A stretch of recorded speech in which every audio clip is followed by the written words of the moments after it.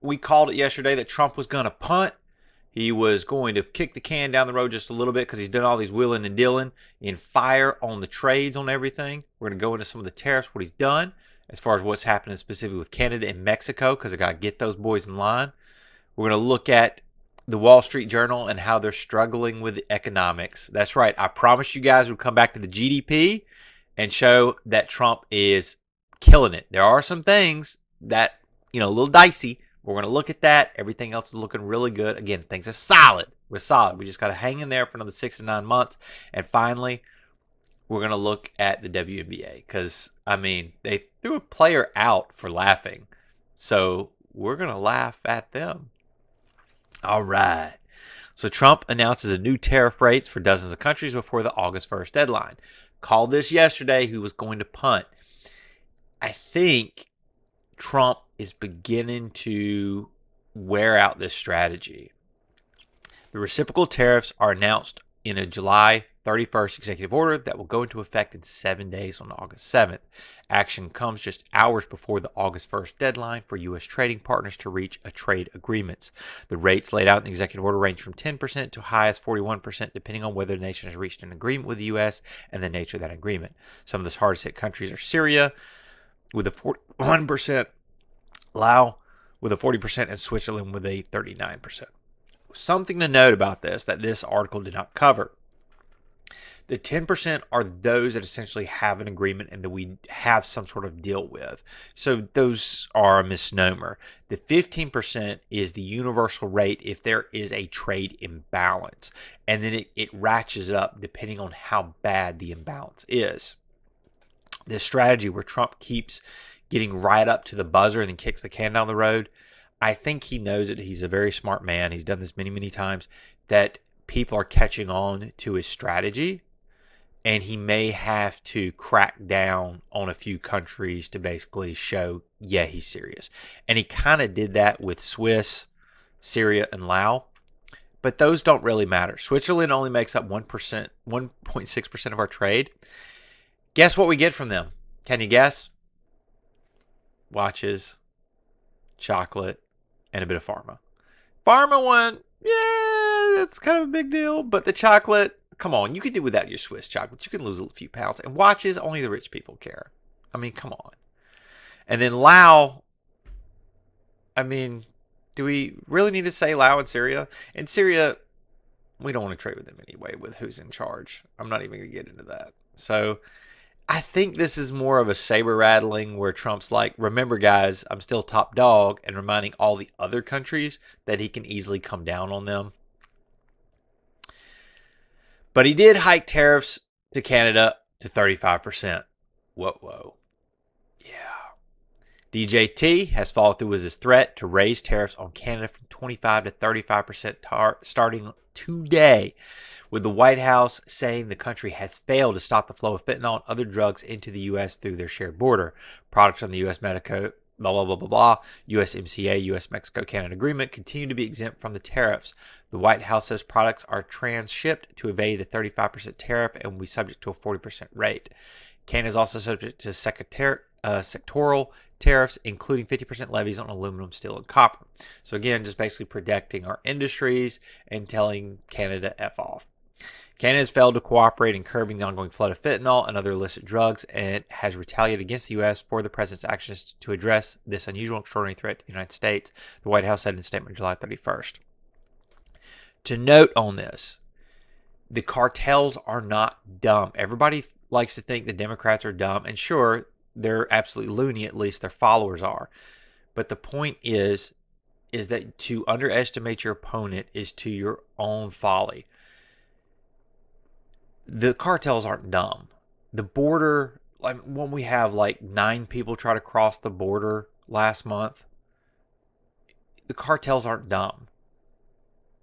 They have shifted their transportation to Canada. This is legit reporting coming out where the cartels have figured out that it's much easier to create bases now in Canada. That's right. The cartels are now moving into Canada, produce the fentanyl now in Canada, or produce it in Mexico, ship it up to Canada, and then get it through the border through Canada. And Canada doesn't really care because who controls Canada? Come on. You don't want to say it, but you got to. The CCP. They have a huge finger on the scales when it comes to Canadian politics. And that's why Canada is in such dire straits right now. I mean, look at the UK. They don't even have any free speech anymore. You make a bad tweet and you offend somebody for hurting your daughter, you go to jail, and the person who hurt your daughter gets let out. UK, douce volt. Come on, man. UK, you're dying out there. And unlike Canada, Mexico was spared the increase in tariffs, with Trump saying on July 31st he won't raise tariffs on Mexico goods for 90 days. This announcement comes after he spoke on the phone with the Mexican president, Claudia Sheinbaum. Claudia is an absolute nutcase. I don't know what's going to come out of this.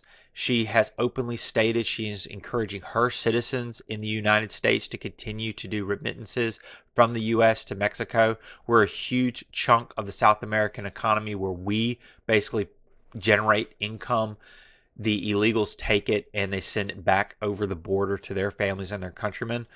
And she openly calls for that. She is openly creating channels for illegals to help funnel money through those corridors that she's created so that way they're not taxed. Because again, some good or pseudo good politicians have come out with taxes to try to stop this cartel of funds basically being siphoned out of the U.S. economy.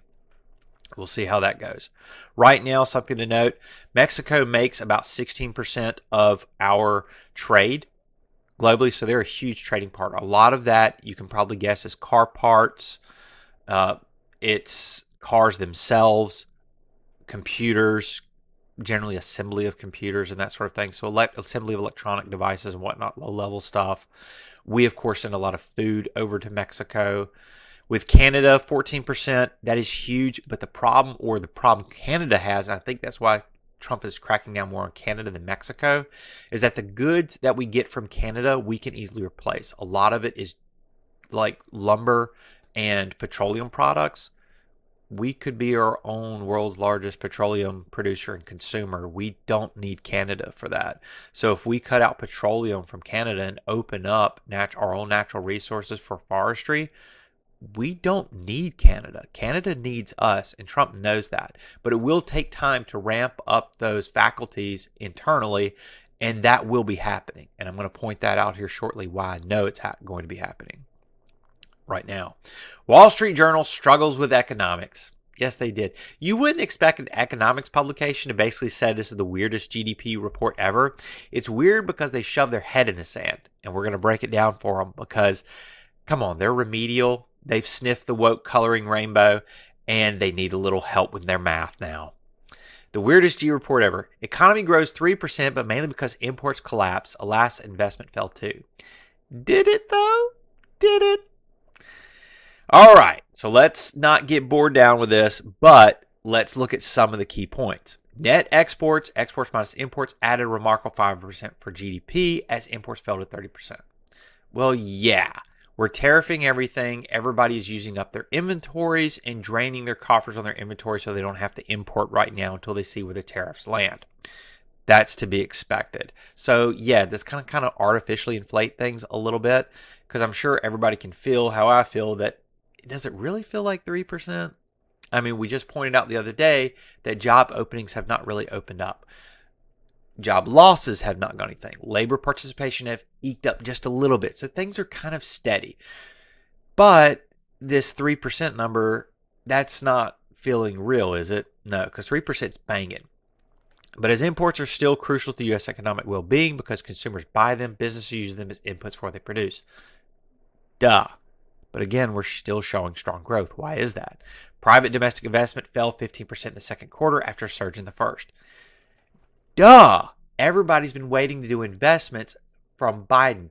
So under the Biden administration, all the businesses were like, man, it really sucks right now.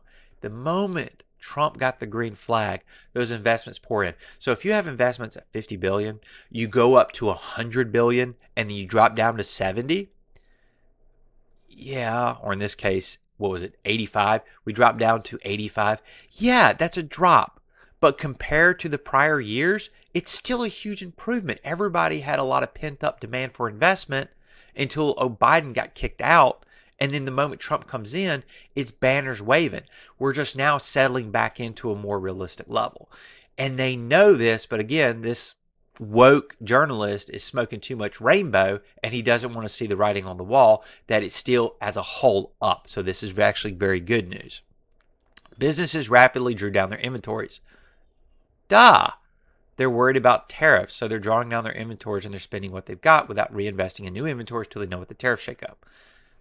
Yeah, I mean, why is this difficult for you?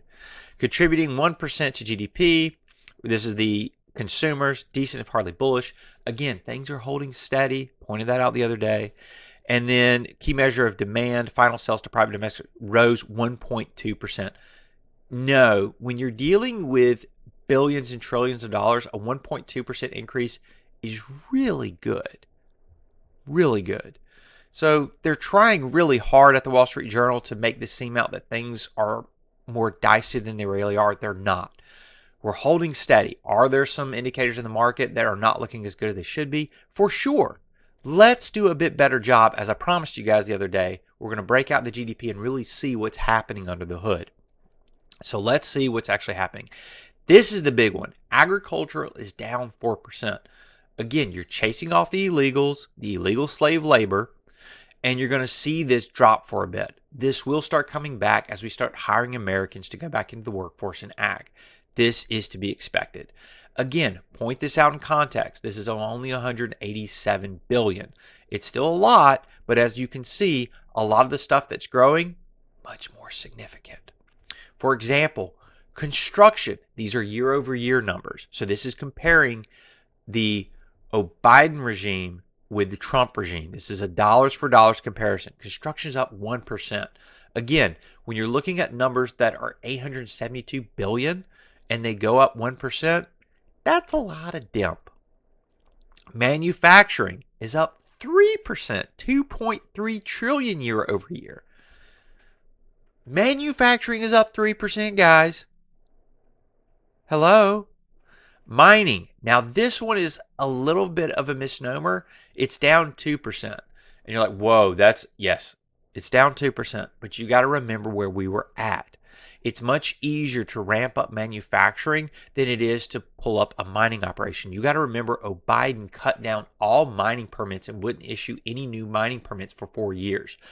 Trump's EPA group and their group of Interior Department has to be able to get those approvals done for the mining operations before the mining can spool back up. This does look not good, but however, remember in context, mining takes a longer lag time or lead time for that to get spooled back up. You will see these numbers start cranking back up the moment mining operations are able to get started again. This is coming. You will see these numbers change drastically. Services are up almost 2%, 17 trillion. Transportation up 2%. Utilities up almost 2%. So on the whole, things are looking good. It will take time, but the fundamentals under the hood as far as the baseline foundation that Trump has built, if we hang in there and allow the wheels of the market to allow them to turn a little bit longer, we will finally start seeing some job growth. And that's what I'm praying for everybody, is that these will continue. We all hold out and they don't destroy the Trump economy for a little while longer. Powell is trying his best. The Democrats are trying their best with all of their riots and distractions and the endless wars that they're trying to get us pulled into. We're praying right now that everybody holds out, and for another 6 to 9 months, we will start reaping the benefits of what Trump is laying the foundation for. Hang in there, guys. Things are looking steady right now. They're not declining. They're not declining. We just got to hold strong. And with that, again, I want to leave you with some funniness going on. We laugh because you're a joke. Yes, you are. I'm sure you guys heard about, and I covered that, the WNBA was protesting. We want money. We want money. Pay us what you owe us. Pay us what you owe. Woman, get in the kitchen, make me a pie. You're paid by the men. You lose $40 million a year. You're a parasite. So when you make us laugh, they should be laying into this. The WNBA star, Kahleah Copper's wig falls off mid-game and a fan gets ejected for mocking her. They should be playing that on instant replay. if you're not good at it, the least you can do is make people laugh. Isn't that what I'm doing? Hopefully.